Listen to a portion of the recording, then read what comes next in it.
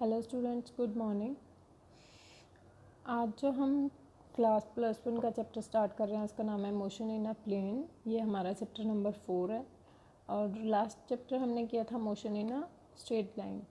ठीक है, तो यहाँ पे हम बात करेंगे मोशन इन अ प्लेन में हम 2 डायमेंशन की बात करते हैं, जहाँ पे हमारे पास जो मोशन होएगा वो 2 डायमेंशन में होएगा। ठीक है, बाकी आगे जैसे हमने लास्ट चैप्टर में पढ़ा था फिज़िकल क्वांटिटीज़ हमने फर्स्ट चैप्टर में पढ़ा था। जिन ऐसी क्वांटिटीज़ जिनको हम मेज़र कर सकते हैं वो कौन सी क्वांटिटीज़ होती हैं, वो हमारी फिज़िकल क्वांटिटीज़ होती हैं। All quantity which can be measured. ठीक है, जैसे लेंथ हो गया, मास हो गया, टेम्परेचर हो गया, टाइम हो गया, प्रेशर हो गया, ये सारी की सारी हमारे क्या होंगी, फिज़िकल क्वांटिटीज़ मीन्स जिन्हें हम मेज़र कर सकते हैं। ठीक है, फर्दर फिज़िकल क्वांटिटीज़ हमारे पास 2 टाइप्स की होती हैं, जैसे कि स्केलर एंड वेक्टर। ठीक है, जैसे हमने पीछे बात की थी।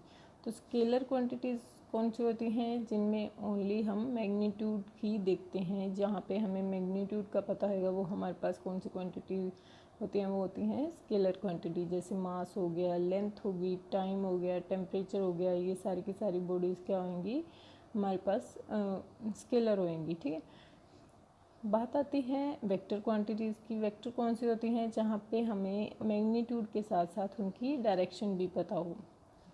फॉर एग्जांपल जैसे फोर्स हो गया, डिस्प्लेसमेंट होगी, वेलोसिटी हो गया। अब मैग्नीट्यूड तो बात आती है जैसे कि हम बोले कि 5 मीटर, तो मीटर लेंथ में आ गया तो वो हमारा हो गया स्केलर क्वांटिटी। ठीक है, लेकिन जब हम 5 मीटर कौन सी डायरेक्शन में बात करेंगे तो वहाँ पे हमारे पास क्या होता है, वेक्टर होता है। जैसे फॉर एग्जांपल अगर हम बोले कि हमारे पास 10 न्यूटन का फोर्स है ना, और हमने किसी डोर को ओपन करना है, तो 10 न्यूटन तो उसका मैग्नीट्यूड हो जाएगा, और किस डायरेक्शन में अगर हम फोर्स लगाएंगे तो हमारे पास जो है वो डोर जो है ओपन होएगा। तो इस वजह से हम बोलते हैं कि फोर्स जो हो गया वो हमारे पास वेक्टर क्वांटिटी हो गई। ऐसे ही जैसे हमने लास्ट पढ़ा था, एक्सेलरेशन भी हमारे पास वेक्टर क्वांटिटी होती है, वेलोसिटी वेक्टर क्वांटिटी होती है, डिस्प्लेसमेंट वेक्टर क्वांटिटी होती है। ये सारी के सारे क्या होते हैं, हमारे पास वेक्टर्स होते हैं।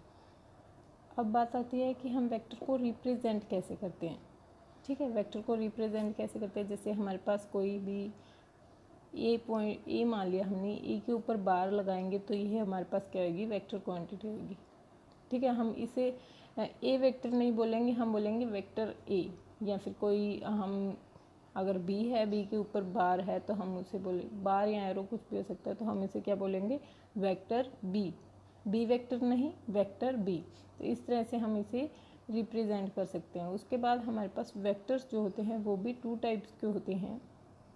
ठीक है, वेक्टर्स भी आगे फर्दर 2 टाइप के होते हैं, जैसे कि एक होता है पोलर वेक्टर और दूसरा होता है एक्सियल वेक्टर। ठीक है, आज हम सिर्फ इस चैप्टर की इंट्रो के बारे में पढ़ेंगे, जो जो बातें हमने आगे स्टडी करनी है। ठीक है, बाकी जो मेन है हम कल से स्टार्ट करेंगे। ठीक है, बात कर रहे थे हम वेक्टर भी हमारे पास फर्दर 2 टाइप्स के होते हैं। एक होता है पोलर वेक्टर, सेकंड होता है एक्सियल वेक्टर। पोलर वेक्टर्स कौन से होते हैं, दे आर स्टार्टिंग पॉइंट और point of applications. Starting point और पॉइंट ऑफ एप्लीकेशन का मतलब क्या है, जैसे कि फॉर एग्जांपल अगर मैं बोलूँ कि यहाँ पे हमारे पास कोई लाइन है, तो इस पॉइंट पे हमारा क्या होएगा, जो इस पॉइंट से स्टार्ट हुई तो हमारा क्या होएगा, ये पोलर वेक्टर हो जाएगा। या फिर अगर हमारे पास यहाँ पे कोई पॉइंट है और यहाँ से हम गुजरे हैं तो ये हमारा क्या हो जाएगा, पॉइंट ऑफ एप्लीकेशन। उसके बाद आता है एक्सियल वेक्टर। एक्सियल वेक्टर कौन से होते हैं, जिसमें रोटेशनल इफेक्ट होता है। रोटेशनल इफेक्ट का मतलब कि जैसे यहाँ से ये कोई भी बॉडी है वो सर्कल में मूव कर रही है। ठीक है, तो ये कौन सी हो जाएगी, एक्सियल वेक्टर हो जाएगी।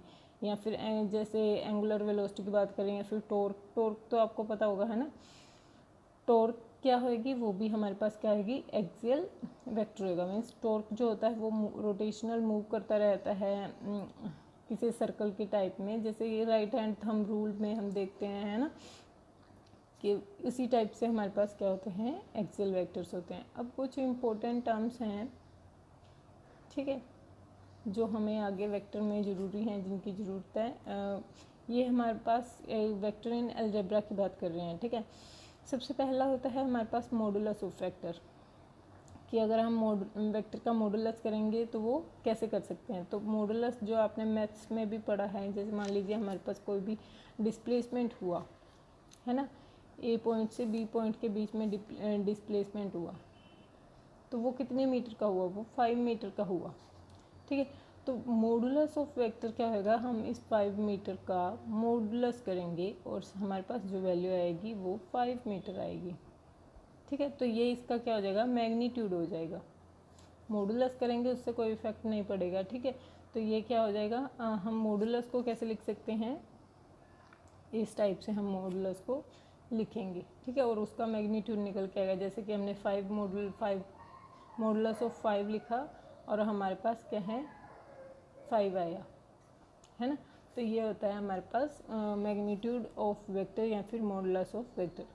नेक्स्ट होता है यूनिट वेक्टर। यूनिट वेक्टर क्या होता है, देखो नाम से ही पता चल रहा है, यूनिट मीन्स 1, ठीक है।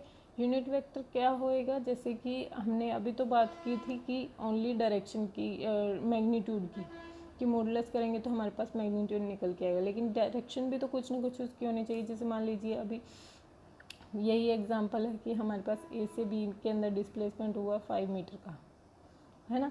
तो 5 तो इसका मैग्नीट्यूड हो गया।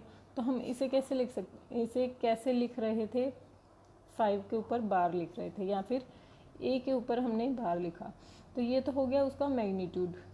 और साथ के साथ हम डायरेक्शन से मल्टीप्लाई करेंगे, तो डायरेक्शन हम ए कैप अगर लिखेंगे तो ए कैप की वैल्यू हमारे पास 1 होती है, ठीक है।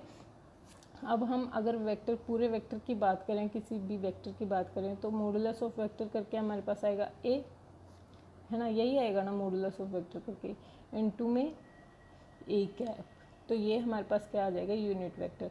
यूनिट वेक्टर को हम कैप से डिनोट करते हैं, तो यहाँ से हम ए कैप की वैल्यू निकाल लेंगे तो हमारे पास क्या आ जाएगी, ए वेक्टर अपोन में मॉडुलस ऑफ वेक्टर, ठीक। ये हमारे पास एक फॉर्मूला भी बन जाता है जो आगे हमारा यूज़ हो सकता है, ठीक है, यूनिट वेक्टर का। नेक्स्ट है उसके बाद इक्वल वेक्टर। इक्वल वेक्टर्स कौन से होते हैं, जहाँ पे हमारे पास मैग्नीट्यूड सेम रहेगा और डायरेक्शन भी सेम रहेंगी, किन्हीं दो वेक्टर्स के बीच में या फिर ज़्यादा वेक्टर्स के बीच में वो क्या होंगी, इक्वल वेक्टर। जैसे मान लीजिए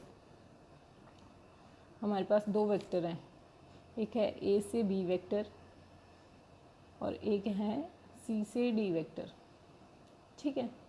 ये दो वेक्टर हैं, तो इन दोनों वेक्टर्स की डायरेक्शन भी सेम है और अगर इन दोनों वेक्टर्स का मैग्नीट्यूड भी सेम हो तो वो दोनों क्या हो जाएंगे, हमारे पास इक्वल वेक्टर हो जाएंगे, ठीक है। उसके बाद आता है नेगेटिव वेक्टर्स या फिर अपोजिट वेक्टर। तो अपोजिट वेक्टर में क्या होगा, मैग्नीट्यूड सेम होएगा। मैग्नीट्यूड सेम मीन्स अगर ये 5 मीटर का है तो ये भी 5 मीटर का होएगा, तो मैग्नीट्यूड सेम के साथ साथ डायरेक्शन जो है अपोजिट हो जाएगी, तो वो हमारा होएगा नेगेटिव वेक्टर। और इक्वल वेक्टर में डायरेक्शन और मैग्नीट्यूड दोनों सेम रहने चाहिए, वो हमारे कौन से होते हैं, इक्वल वेक्टर्स होते हैं, ठीक है। उसके बाद आता है कोएक्सियल वेक्टर। ये छोटे छोटे कुछ पॉइंट्स हैं जो हम आपको पता होने चाहिए, ठीक है। इनिशियल वेक्टर, को इनिशियल वेक्टर का मतलब क्या है, को क्या होता है, सेम होता है, और इनिशियल मीन्स जिन ऐसे वेक्टर्स जिनका इनिशियल पॉइंट सेम रहे।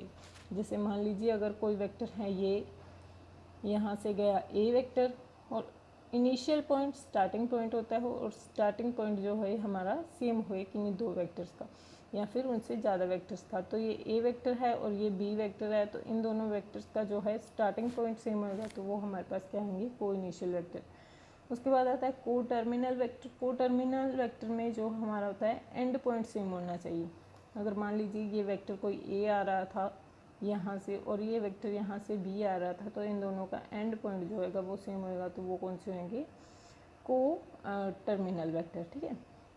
उसके बाद होता है कोलिनियर वेक्टर।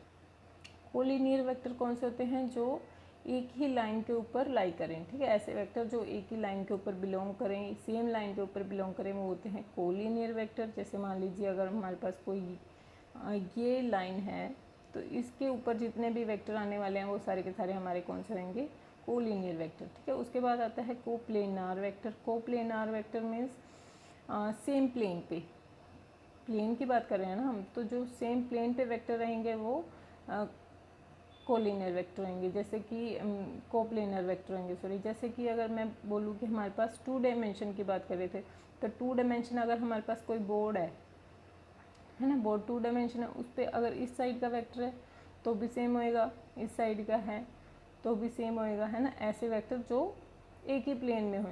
लेकिन अगर जब हम 3 डायमेंशन की बात करेंगे, यहाँ से 3 डायमेंशन का जो वेक्टर होएगा वो सेम नहीं होगा, ठीक है। उसके बाद होता है कोलोकलाइज्ड वेक्टर या फिर फिक्स्ड वेक्टर, ऐसे वेक्टर जिनका स्टार्टिंग पॉइंट फिक्स हो। और नॉन लोकलाइज्ड वेक्टर कौन से होते हैं, जिनका स्टार्टिंग पॉइंट फिक्स ना हो, ठीक है। तो ये हमारे कुछ पॉइंट्स हैं वेक्टर से रिलेटेड, क्योंकि हम वेक्टर का ही चैप्टर पढ़ रहे हैं, आगे हमने सारी वेक्टर की बात करनी है। उसके बाद हमारा नेक्स्ट टॉपिक आएगा पोजीशन एंड डिस्प्लेसमेंट वेक्टर, वो हम करेंगे अपने नेक्स्ट वीडियो में। सो आज के लिए इतना ही, थैंक यू।